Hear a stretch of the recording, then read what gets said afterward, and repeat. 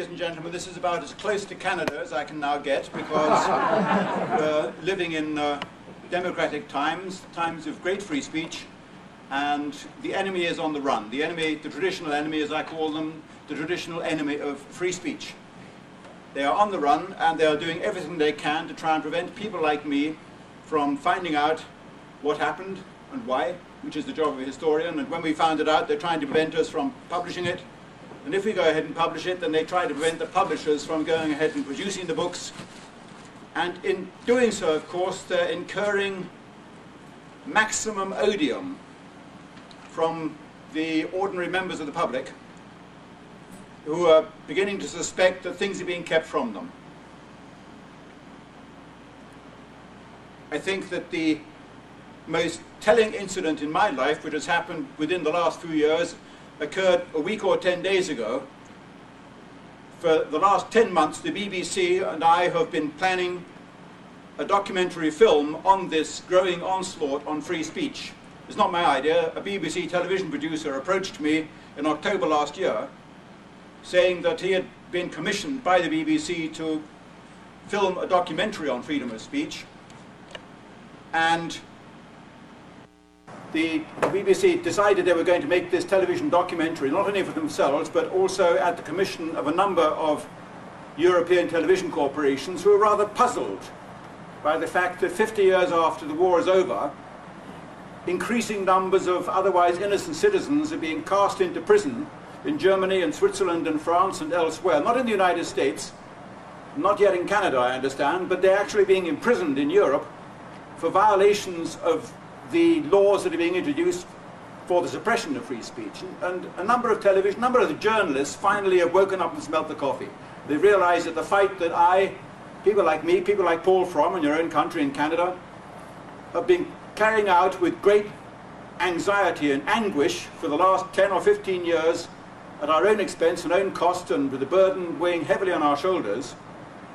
The journalists have finally woken up and realized that it's their fight too that we're fighting, because the bottom line is freedom of speech is an ineradicable right, and once it's been eroded at one corner, it'll begin to fray away all round until finally there's nothing of it left. And this is, I believe, why the BBC decided to make this film with me. And 3 months ago, when I was writing in Key West, they approached me again and said that they were now far enough advanced to begin doing the filming. Would I be prepared to go to Auschwitz with them? Because that's the way they make these television documentaries. They want to film it, not just a talking head sitting behind a desk. They want to have you at the site of where it happened, or where it didn't happen, whatever it was. So they asked me to go to Auschwitz, and that's when it began to get tricky, because I sent a message back to the BBC, said I'm willing to go, but first of all, let me lay down a few conditions. There must be no demonstrations materializing from nowhere once I'm there. Because if any demonstrations of Holocaust survivors materialize when I'm there, then you will find that I do the opposite. You've suddenly lost me and I won't be there anymore. Because I'm not going to join in that kind of stage theatre. Also, the plane that takes me from London to Krakow, near Auschwitz, must not land on German soil. Because if you do, you'll lose me for 6 years, and you'll find you're supporting my wife and child for the next 6 years. So I don't want you to find out that the ticketing arrangements have got slightly fouled up, just so you get 10 minutes of good film footage of Mr. Irving being taken off the plane at Frankfurt in handcuffs. I have to think ahead, you see. I know exactly what these people get up to. When we invited Fred Leuchter over to London to address a large audience in Chelsea Town Hall, and we invited one television corporation, the Independent Television Corporation, to come and film the proceedings on their sworn, written undertaking that they would not divulge Fred Leuchter's presence to anybody, because he too had been banned from England. But we invited him to come on stage. We had a big audience of 500 people there, and that television corporation decided to get the film footage they wanted of him being taken off the stage by policemen in handcuffs, and so they broke the undertaking with it. I know what they get up to. But it doesn't matter, because 10 days ago I got a telegram from the BBC saying, much to our surprise, the Auschwitz authorities have informed us that you are banned from Auschwitz. They will not allow you to set foot on the territory of the Auschwitz camp, or in the museum, or in the state archives. And once again, unprecedented. The only historian in the world who's not allowed to go and visit the Auschwitz archives. Do I feel humiliated, or put upon, or downcast? The answer is not at all. Yet another David Irving triumph.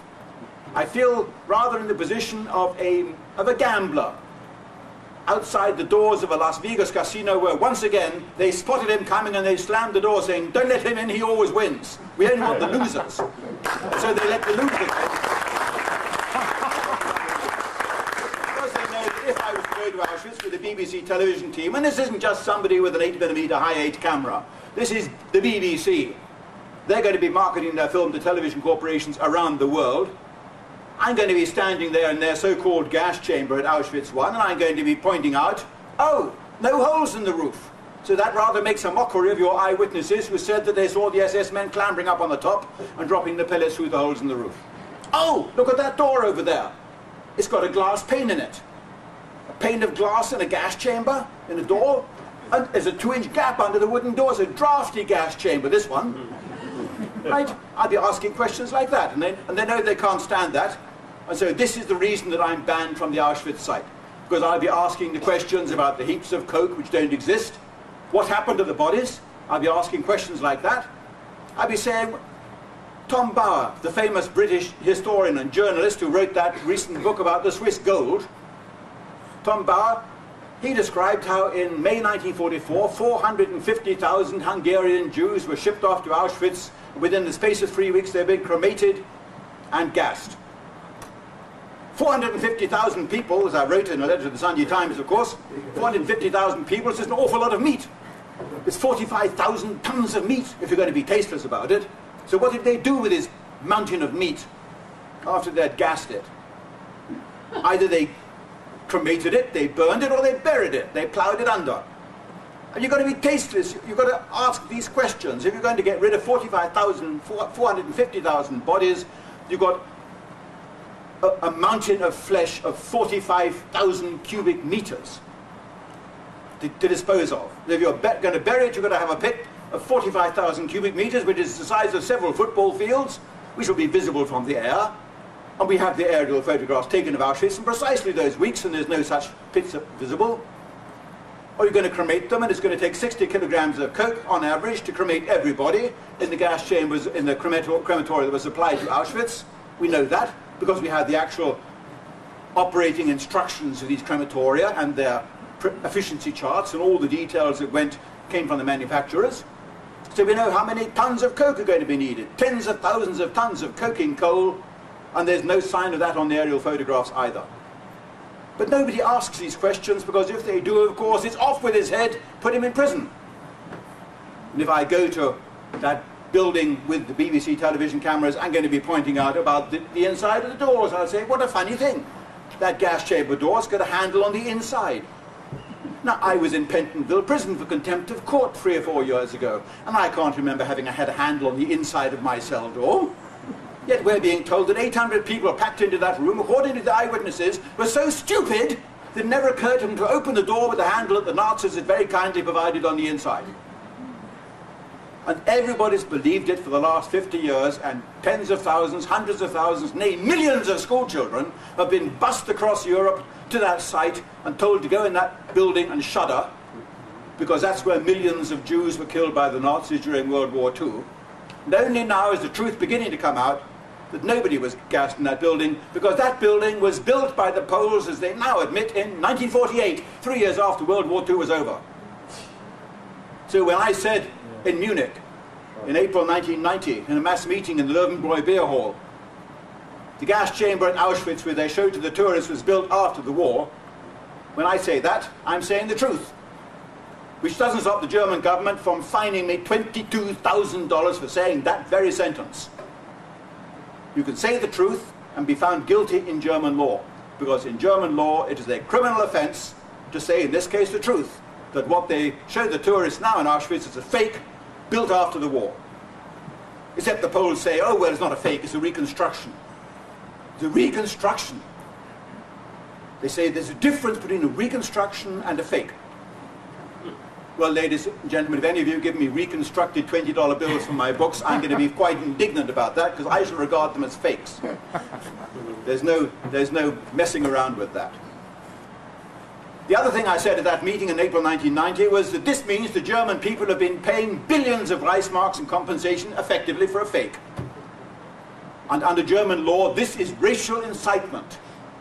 They pump it up and pump it up and pump it up, until from a one-sentence remark by a historian on a stage, a comment on a scandal that millions of school children are being shown fake Disney-like gas chambers and told that that's where the Nazis killed millions of people, when in fact the Poles have admitted they were built 3 years after the war was over.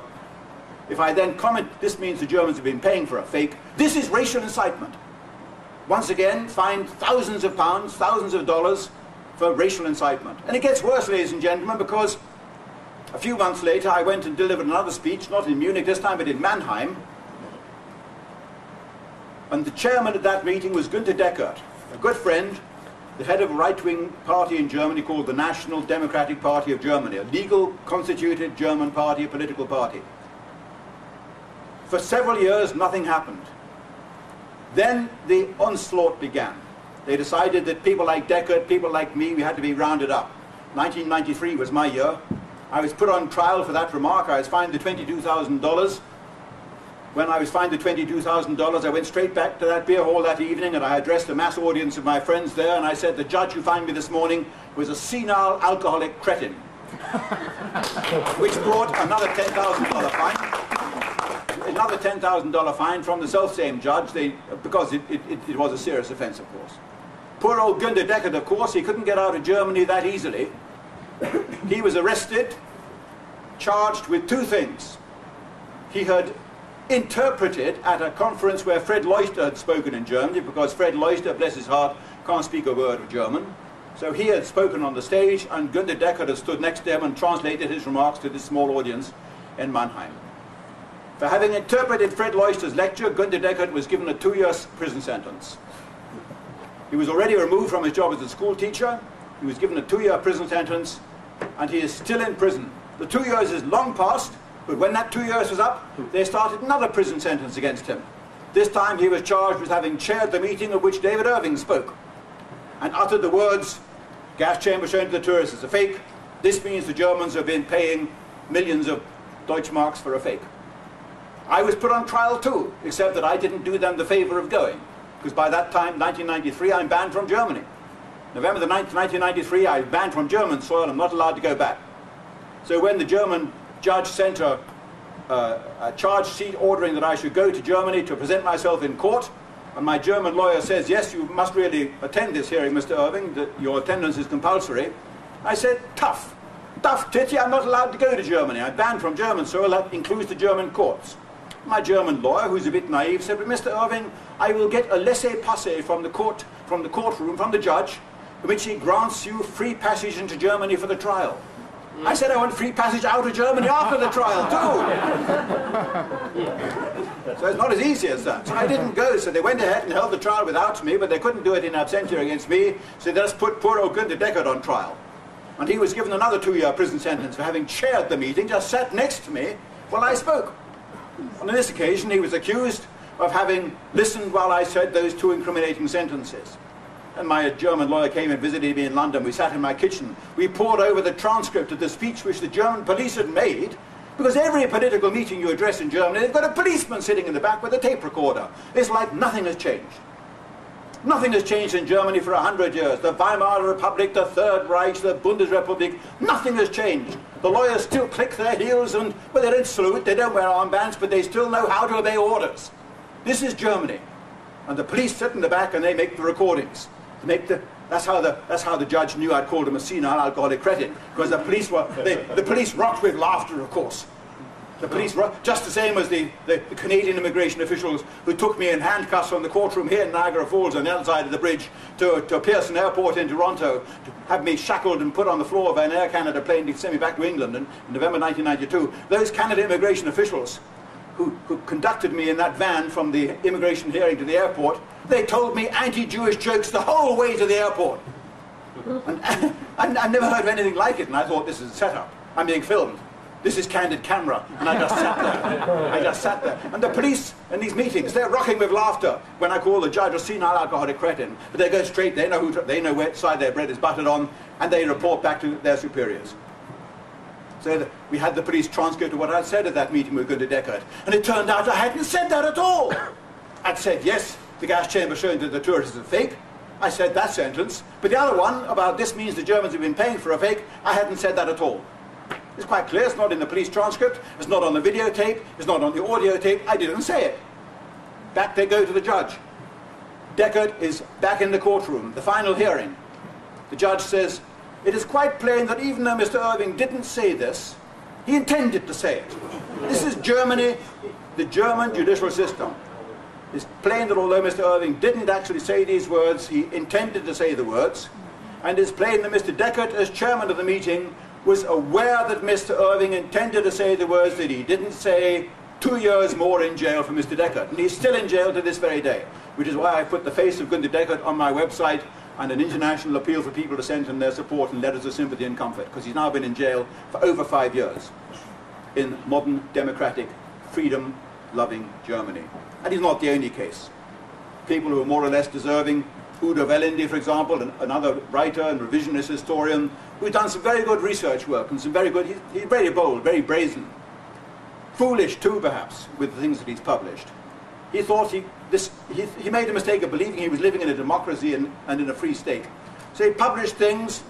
On this occasion, the judge said to him in his hometown, when he was put on trial a year ago, Mr. Wellendy, it's a pity that when you published this brochure on, I think, the Crystal Night or something like that, 1938, it's a pity you didn't also say this and this and this. Then you would have been beyond reproach, and I couldn't have done anything against you. But you didn't say this, so I'm going to sentence you to 2 years in jail, and he is already serving that sentence. You notice these aren't suspended sentences, it's off with his head, taken to jail tomorrow, straight away. This is modern Germany. And as the newspapers finally said in Germany on this occasion, the journalists, they said, journalist or historian Wellendy is being sent to prison for what he didn't say. They finally realized what the judge had effectively said. They couldn't impugn him for what he had actually written. He was going to punish him for what he hadn't written, for what he had left out. And so he's in jail. And so it's going on in Germany the whole time. I get a letter a few days ago from a friend of mine, one of my supporters, a young man called Michael Will, and it's a rather sad letter, very carefully couched and phrased, in which he says, I'm writing to all my supporters to say, please take my name off your mailing list for the next 10 months, because for the next 10 months I will not be in a position to receive mail from any of you. He's very careful how he phrases it. He doesn't want to make it look in this letter as though he's informing us of what's happened, or why, or criticizing the judgment, but he's been given a 10-month immediate prison sentence for having published one of the brochures I've got on the table outside, in fact. It's an extraordinary thing. This erosion of free speech that's going on in Europe, and behind it all are the same people who don't realize the harm that they're doing to their own long-term interests. You know, a few months ago, I was in New Orleans. I can't say that properly. All these towns in the United States, you have ways of pronouncing. I was in Louisville a few days ago, and I told it's Louisville. Yeah. And if you're in Missouri, you're not really there until you say Missouri, and so on. But so I was in New Orleans. I was in New Orleans anyway, in a synagogue. This is the interesting part. I was in a synagogue. It wasn't a dream. I mean, sometimes you have dreams like this. You dream you're in a synagogue, you're standing there naked, and all these Jews are looking at you wondering why he's naked. You have this kind of dream. I'm sure that if I was Freudian, I would have that kind of dream. But no, this was real life. I was in a synagogue, at a microphone, surrounded by 1,000 people, about half of whom were Jewish, and the other half were normal, non-Jewish people. And on the stage was Daniel Goldhagen. I mean, I admit, it does sound a bit like a nightmare. But he was on the stage and he was droning away about Hitler's willing executioners. You know his book, the book which proves that not just the Nazis, not just the SS, but every German, born and unborn, wanted to do harm to the Jews. And he's written this book, and he's a professor at Harvard, and I'm glad to say the possibility of his getting tenure at Harvard is now gravely in doubt, because finally the other historians have woken up and have spotted the flaws in his research and said, you can't get away with this, Daniel. So even his father, who's a professor at Harvard, can't protect him apparently. He's not going to get tenure. That was the last I heard. But he came and he lectured to us in a kind of mentally deficient voice. That's the only way I can describe it. Like somebody who's half of whose brain has been removed. The sentences never quite came to an end. They never focused. They diverged. And you wonder how he had got his job at Harvard in the first place, until you realized that his father was a professor there, which may be connected with it. Probably his father showed him the way. Anyway, he lectured for an hour and a half on the fact that all the people who pulled the trigger were Hitler's, were Germans doing it because they liked it. they wanted to kill Jews and they all volunteered for the job. Me, please. No, I said it first. This was the kind of book that he'd written. But of course, it's not true. I said, when I got the microphone, the floor microphone, as soon as he finished speaking, I camouflaged my English accent as far as I could, because I gathered that he would guess within the first 30 seconds or so who I was. But I said, you know, you and I are writing from different ends of the scale, Dr. Goldhagen. You're writing the story from out in the front line with the Nazis pulling the triggers, whereas I'm at the other end of the scale, and I'm an expert on what happened at Hitler's headquarters, where the orders were or were not given for this. So, and I said, but what worries me about your lecture is the way the Jewish people are now going. You have addressed throughout the last hour and a half the question of who pulled the triggers, but you haven't asked the question why, or answered it. If I was a Jew, I would want to have the answer to that. I'm not Jewish. So far as I know, I have to say now, so far as I know, because look what happened to Madeleine Albright. It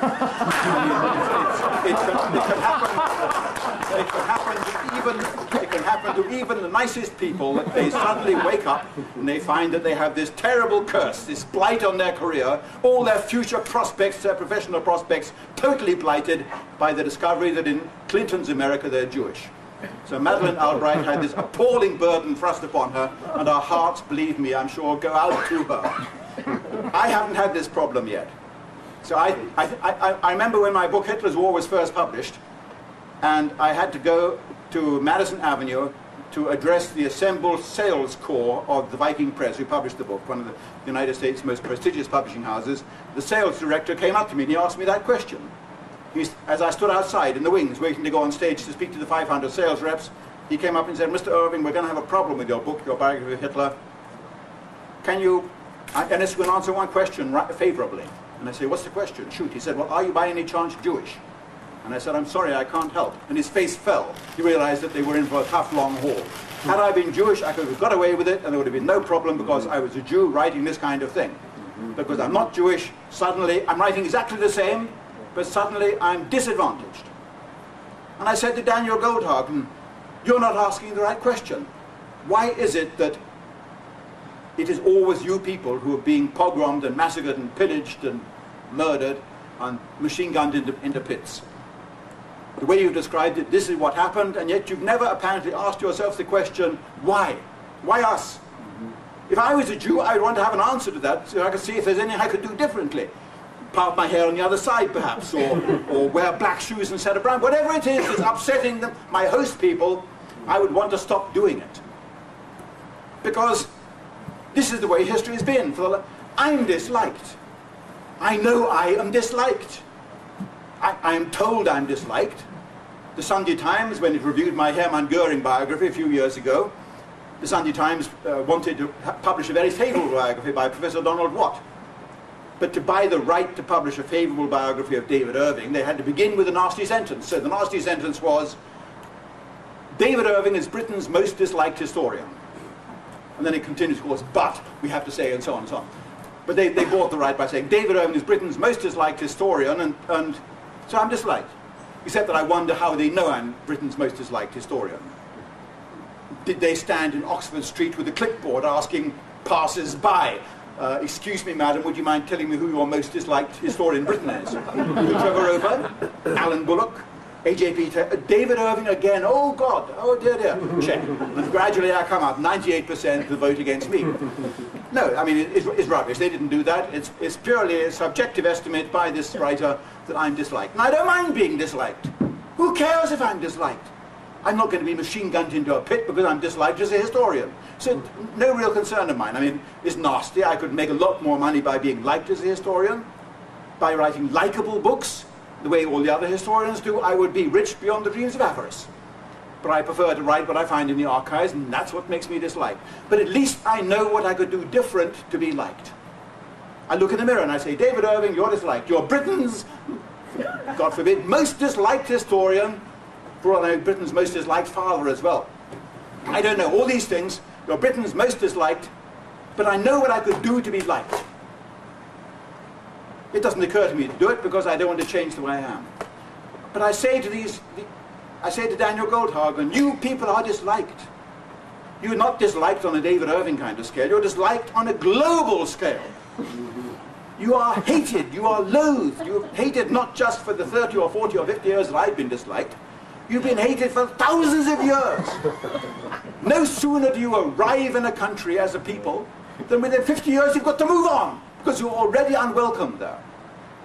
Is it the way your host people are, or is it the way you are that creates this situation? And don't look at me, because I don't know the answer, but if I was a Jew, I would want to have that question analysed, not the question of whose finger was on the trigger. I would want somebody to sit down and start raking over all those sore points of, is it the way the Jews are? And I said this to it's in my action report, those of you who got it, you can see it in my Radicals diary. I spoke at a school in Wolverhampton, and in England.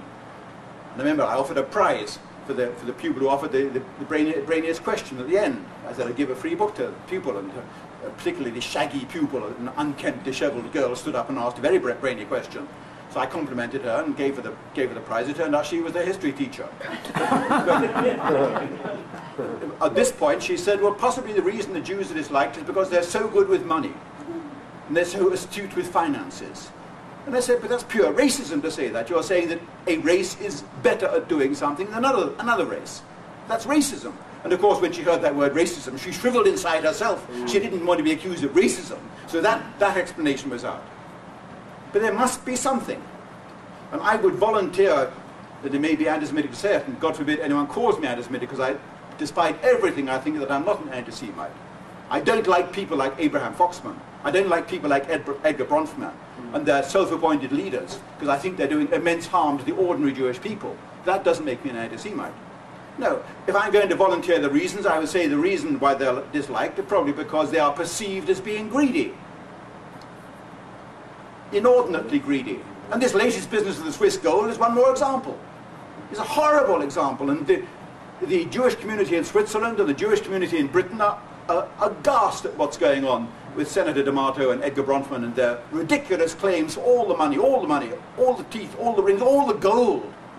Gold! It's ours! It's ours! Gold rings, gold teeth, it must be ours. We demand it.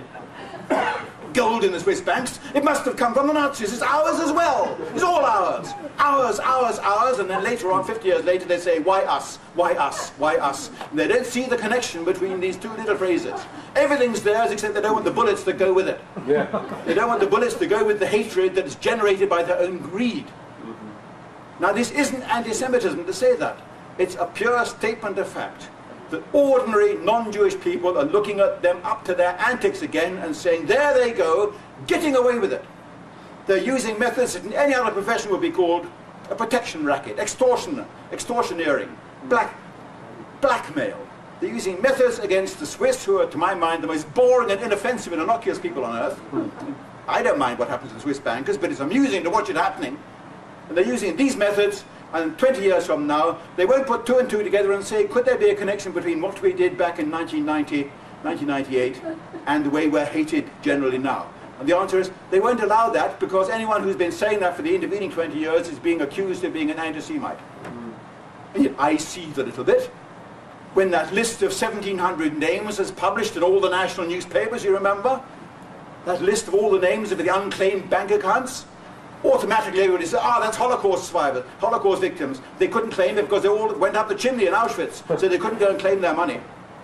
The wise Jews, and there are some wise Jews in England, Chaim Berman, who died a few months ago, he wrote an editorial saying this perception, this campaign is adding to the stereotype of the wealthy, avaricious Jew who scarcely arrived in a new country, becomes immensely rich, realizes he's soon going to have to move on, flings the money out of the window in time, ahead of himself, can't quite get out in time himself, so the money is lying out in the garden where he left it, and he's gone.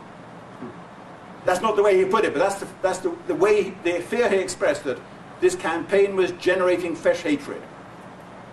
When that list was published, quite a few of the names on that list, of course, turned out to be Nazis who couldn't go and claim the money because they'd been hanged in Nuremberg or elsewhere, or in Czechoslovakia. I remember looking down the list, running my finger down the list when it was published in the Miami Herald, looking for the name Irving.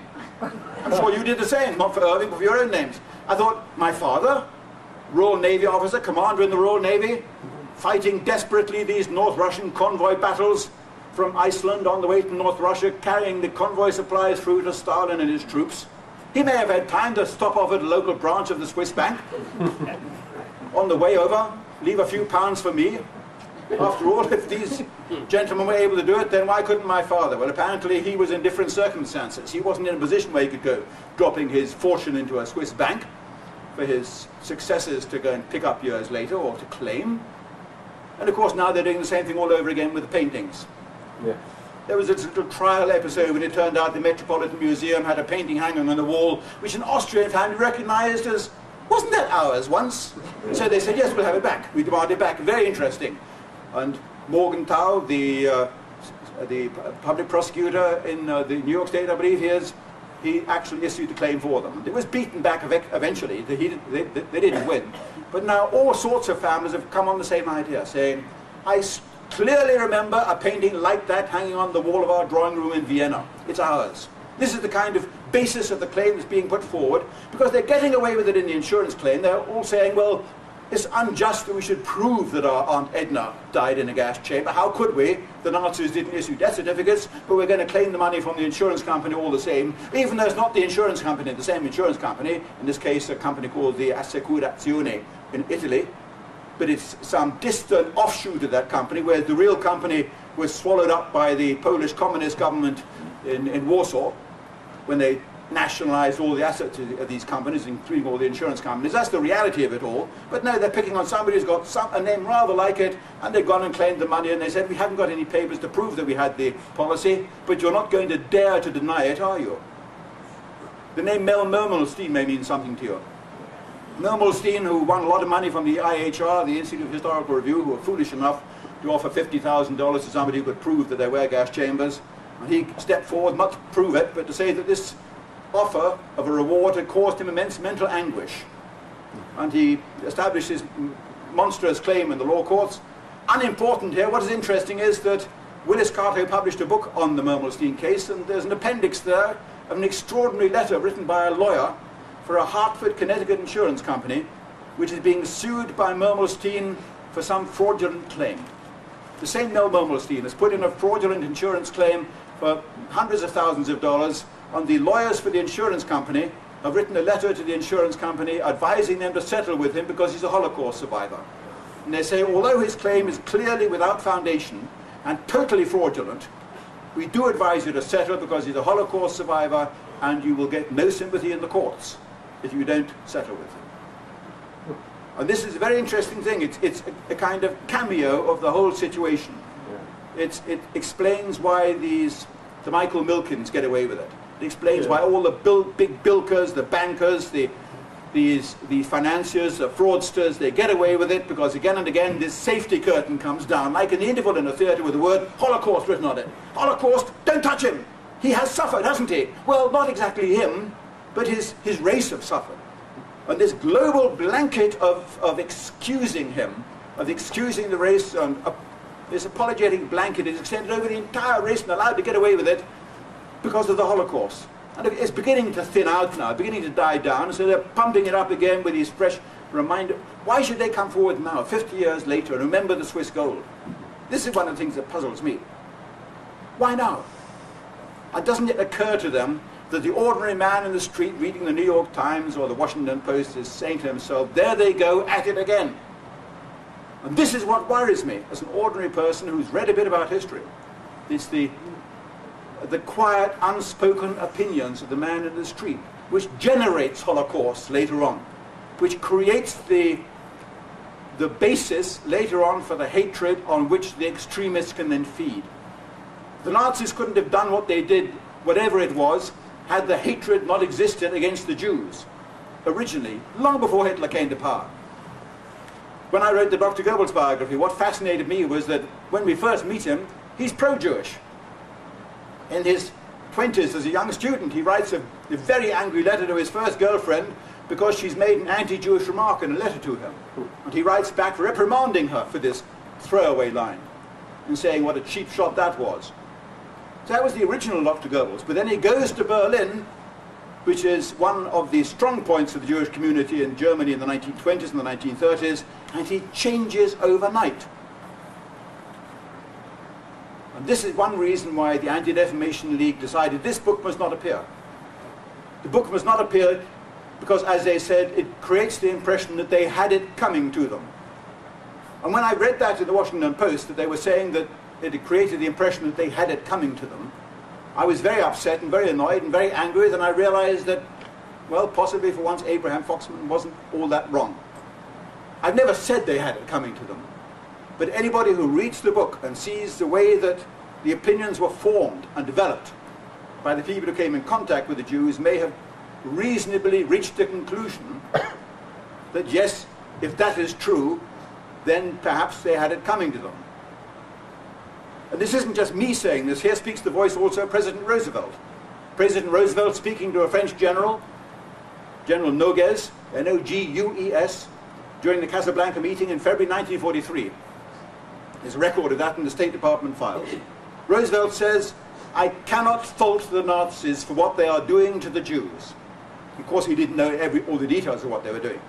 But he says, "I can't fault the Nazis for what they are doing to the Jews, because if any alien people comes into another country and within a short space of time takes over all the lucrative professions, they swamp them, they hog them for themselves to the exclusion of the others, then of course they're going to get hated, and they cannot be surprised then what happens to them." And that is President Roosevelt saying that to the French General Nogues, and it's recorded in the official memorandum on their conversation. So it's not just the extremist, neo-Nazi, fascist, incorrigible, much disliked David Irving saying that, it's the much liked President Roosevelt who had the same opinion. In fact, President Roosevelt, even talking with Henry Morgenthau, said the same thing. President Roosevelt talking with Henry Morgenthau, the Secretary of the Treasury, who kept a very good diary, which is here in Hyde Park, in the library, recorded by Henry Morgenthau. Roosevelt said, "If we take any large number of Jews into this country, the United States, then we cannot allow more than one Jewish family per town or village. That is all we can reasonably expect any community to stand." I can see looks of disbelief on your face, because you've always been taught that Roosevelt is the pro-Jewish president surrounded by Frankfurters and Rosenmanns and so on. But in private, he was very different. He said the same to Morgenthau later on in 1944. He said, "I'm deeply alarmed to see how the intake into Harvard is gradually becoming more and more Jewish." He said, "It is already up to 15%. This is quite intolerable, and I want you and the Jewish community to take steps in their own interest to try and see that the figure doesn't rise above 3%. This is recorded in the Morgenthau papers. You won't see them published anywhere, but I find it very significant because it does imply that they were creating a problem wherever they arrived, possibly because they are so clever. It may be that they are racially superior to the non-Jews, to the ordinary people, to the rest of the people, that they are better at making money, or that they are more ruthless, or that they are more mercenary, or that they do like trampling in other people's faces more as they scramble greedily forwards to get the money. I don't know, but it's the perception of the people who are trampled on which will lead eventually to the machine gun pits. And this is what Goldhagen should have been addressing, that very point. And it shouldn't be for me as a historian to draw this to his attention. He as a Jew should be doing that kind of research. And they're not, of course. They're busy trying to apply the screws to keep the lid on, which is the wrong way to do things. They have for years been applying the screws to the media, to the television, to the newspapers, the books, and so on. I remember years ago my literary agent, Max Becker, who died when I was in prison in Canada, going through all those travails in November 1992. My literary agent in New York, years before, he had said, "David, you've got to understand you have a problem. The problem is not what you think, it's much more deep-rooted. It's not just that most of the publishing profession in New York is now Jewish. It's not just the fact that the 7 big reprinters, the paperback, the softcover publishing houses are Jewish. It's not just the fact that the main op-ed writers in the newspapers and the main literary reviewers in the main newspapers are Jewish. These are all facts of life that you're going to have to live with. The biggest problem for you is that most people who buy books in the United States are Jewish. The reading public is largely or predominantly Jewish, or disproportionately Jewish. So we can't complain about that. And sometimes when I speak to audiences, there's some incorrigible person at the back, they usually wait until there's a TV team filming. And they stand up and they say, "Mr. Irving, would you like to tell us what's your opinion about the Jewish domination in the media?" To which my reply is, I don't care. You get the domination that you deserve. You are a free society, you're a democracy, you can vote people in, you can vote people out, you can buy newspapers or you can stop buying newspapers. And if it turns out that the Jews make the better TV films or the better Hollywood movies than the non-Jews, then so be it. That's what being in a free society is about. You're going to have to live with it. However, if they use their predominant position to disadvantage us, the non-Jews, then I get angry. And that is what's beginning to happen. They are using their predominant position in the televised media in particular to disadvantage the revisionists, sometimes in nitpicking little ways. There was a film on television a few months ago which showed a maniac, a true story of a maniac who had killed members of his family, hacked them to death and murdered them, and it's a kind of a psychopathic story. And he's shown having talked his way out of prison, and he's got back home, and he opens a package, and out of the package is a book that he's ordered, and it's a book by me.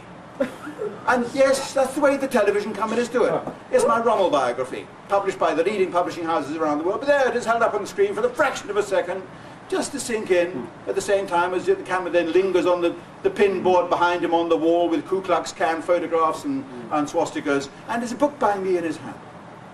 The Calgary Herald, a few days ago, they're searching for Pat Ryan, aren't they? Pat Ryan?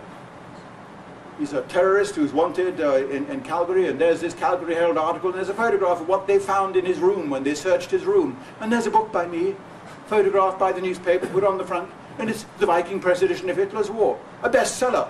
500,000 copies sold in this country, but you wouldn't gather that from the way that it's described in the caption of the Calgary Herald photograph. Neo-Nazi materials found in the room of Pat Ryan, the wanted fugitive. I don't think the Calgary Herald has published, but this is the way they do it. Bit by bit, drip by drip, they use their position very cleverly to erode the positions of the revisionists. And they're very indignant that we are now fighting back, rather like Rommel, not on the main front, but coming round the side. We're coming round the side on the internet, where they've got no control yet.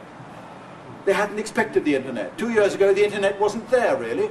It suddenly mushroomed, suddenly, like topseed, grew and grew and grew, until it's filling the whole room. The internet is there, 200 million people with their computers at home, and the Jewish community who thought that they had everything securely buttoned up and under control have found out that there's this other thing there leering at them in every television screen, in every computer screen, in every private home in the country, and it's getting bigger and bigger by the hour, and they can't control it. But they're trying. They have developed software now, 2 pieces of software. One is called Cyber Patrol, and the other is called Surfwatch. And there's probably more whose names I don't know yet, but I know about Surfwatch because my website is already listed on it and blocked.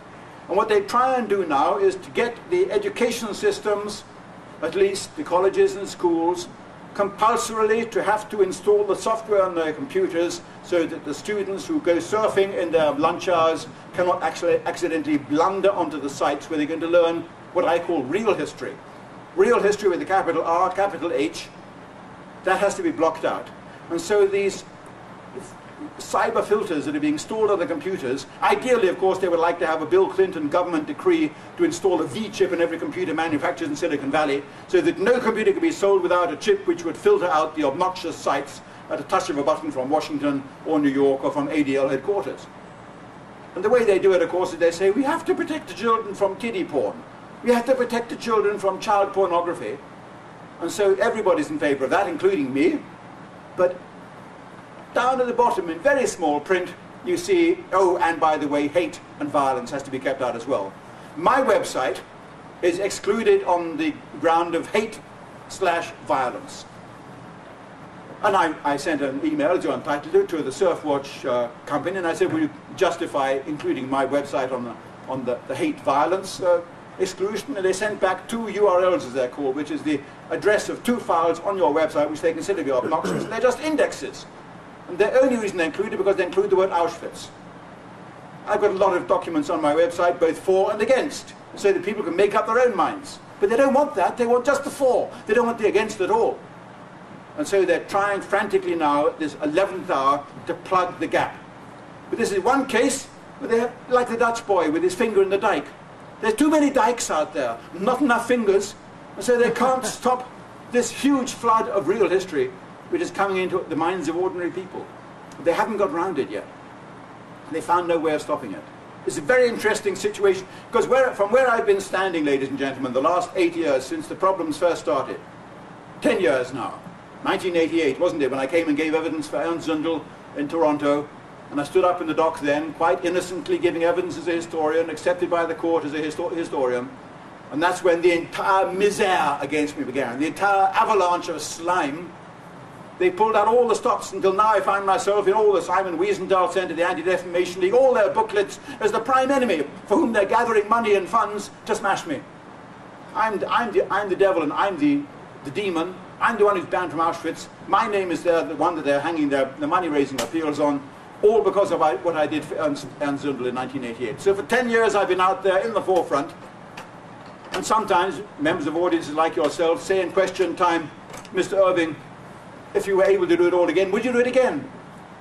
Expecting me to say, yes, of course I'd do it again, but the answer is no! I'd never do it again. Had I seen what was coming, had I seen the way that they would set out methodically and ruthlessly, as an international organized conspiracy that they are, regardless of their denials, to destroy my livelihood, my family, my publishing career, my reputation.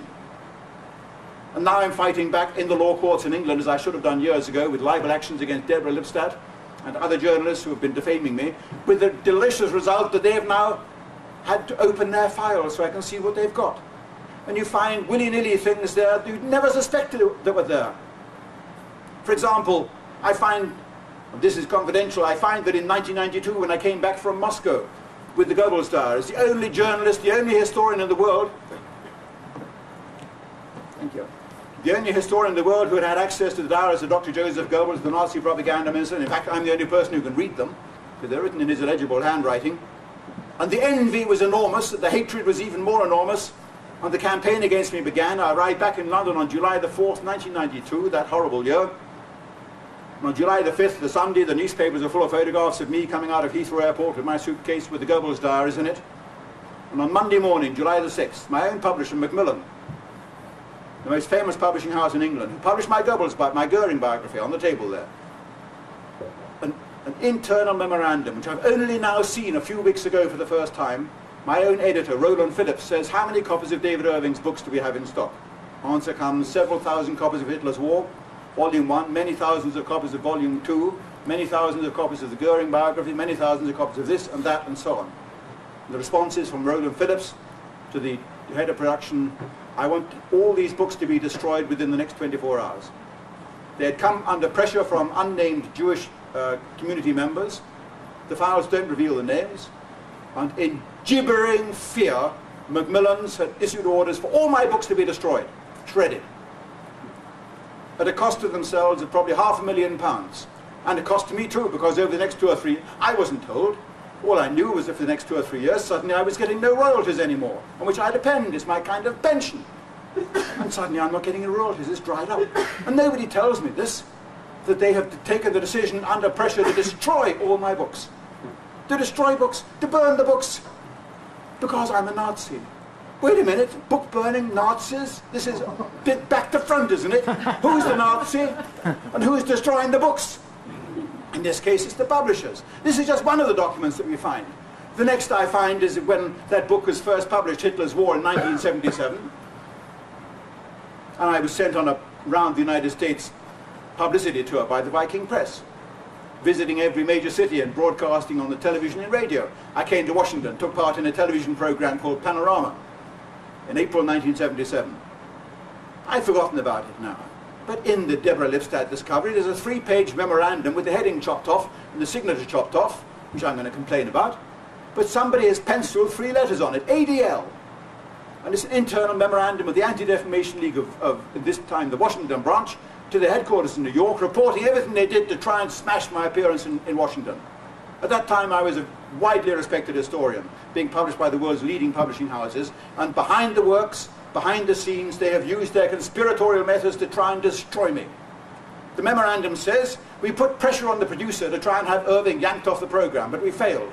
But we managed to force them to have one of our people on the program to confront Irving. Unfortunately, Irving knows his stuff, he's done his research, and he's extremely well versed and rehearsed in the whole of the history of the Third Reich and the Nazi records and archives, and so he was able to make our man look rather foolish, he wasn't able to stand up to him. Irving cannot be called anti-Semitic. However, we are going to have to use methods like that to destroy him.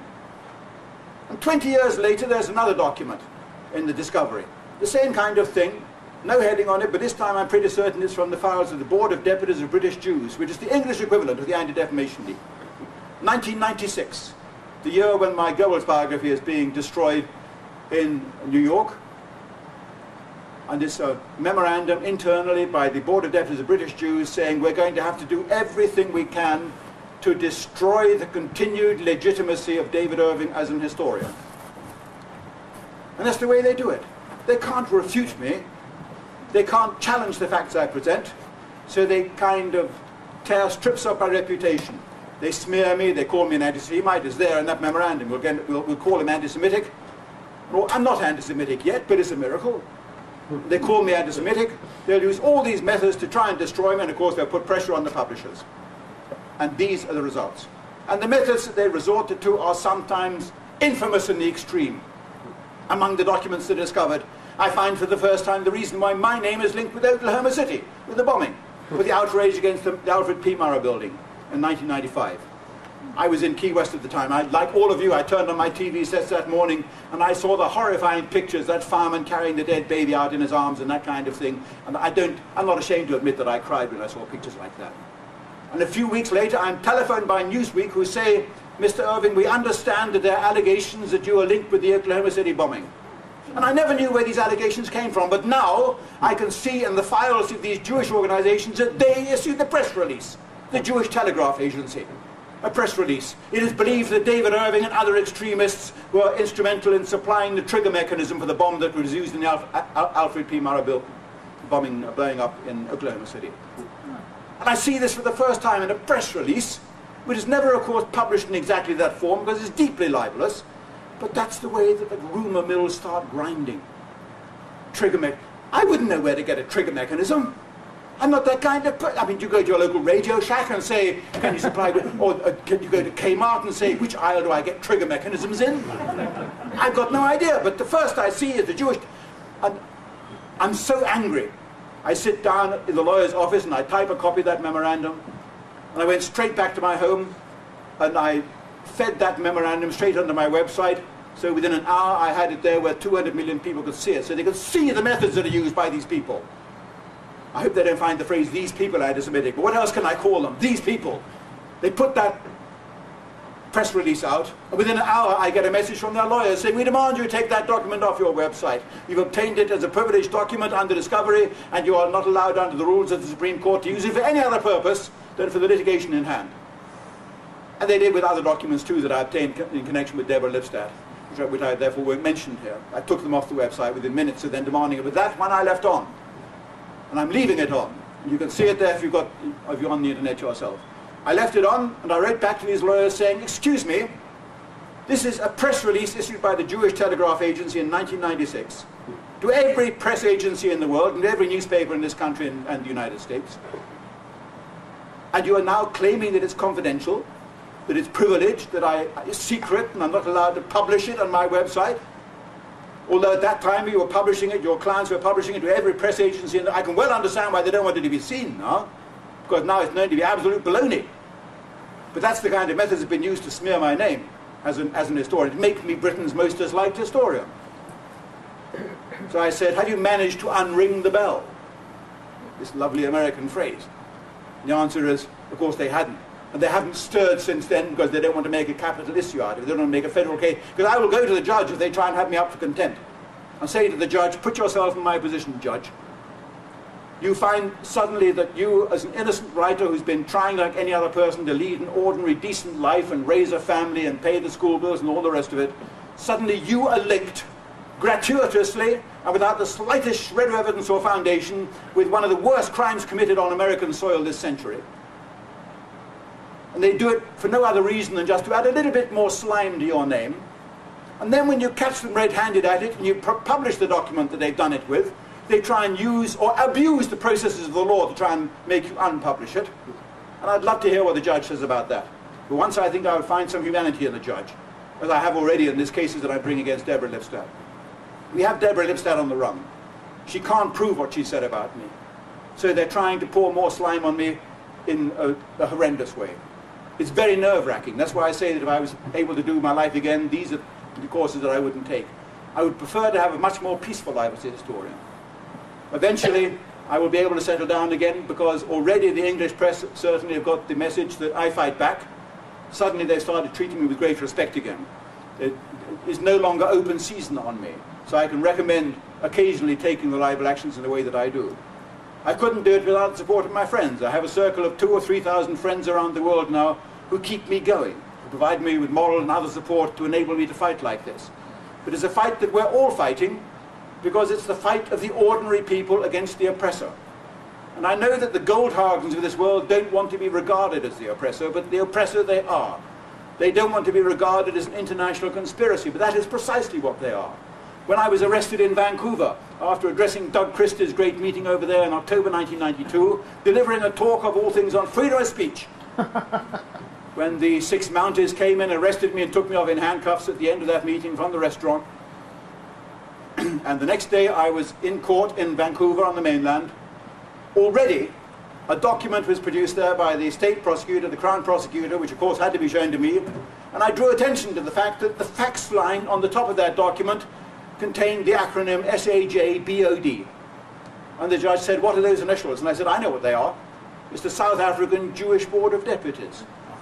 With the speed of light, the speed of electricity, the speed of electronics from one corner of the hemisphere, one corner of the globe to the other, from South Africa, from Cape Town, all the way up to Vancouver, on the Pacific coast of North America, they fax to each other details of how they can get Irving if they possibly can. As an international conspiracy, but if they're not a conspiracy, I'd like to know what is, and if they're not international, I'd like to know what is, because that is precisely what they are, and now they are using precisely the same kind of international networking methods to try and smash us and to try and smash the voice of free speech that we have begun to master with our methods on the internet. It's an interesting battle. Those of you who are on the internet can see it beginning to happen. 2 or 3 years ago I never thought I would ever go anywhere near the internet, but now I can see it as the only remaining ray of hope, because it's the system, the medium that they don't control. They've not found any means of securely controlling it yet, and I don't think they ever will. It's a very cheap means of doing things, so money doesn't really come into it. And you have an immense outreach. If people only had the will, they can just type in a few letters on their keyboard, and they can reach me, or Ernst Zundel, or Ingrid Grimland, or any historian of their choice. And that's precisely what these people have been trying to prevent for the last 50 or 100 years. And I say to Daniel Goldhagen, and I say to the other Jewish leaders, and I say to the Board of Deputies of Jews in England, and to the Anti-Defamation League, I say, see the writing on the wall. You are biblical people, have a look. See the writing on the wall and try and learn a lesson for the first time from history. If these things have happened to you for 3,000 years, there may have been a cause. Pogroms and massacres, hatred doesn't come from nowhere. Sometimes the hatred is well earned. Sometimes it is partially earned. Look deep into your own souls and ask yourselves, is there something that you are doing that you could be doing differently? A little bit more charity, a little bit less greed, a little bit more compassion, a little bit more understanding, more liberal feeling, more interest in the true spirit of freedom, which I believe is what motivates people like Paul Fromm, our own Canadian friend, and myself, and a number of other historians and writers.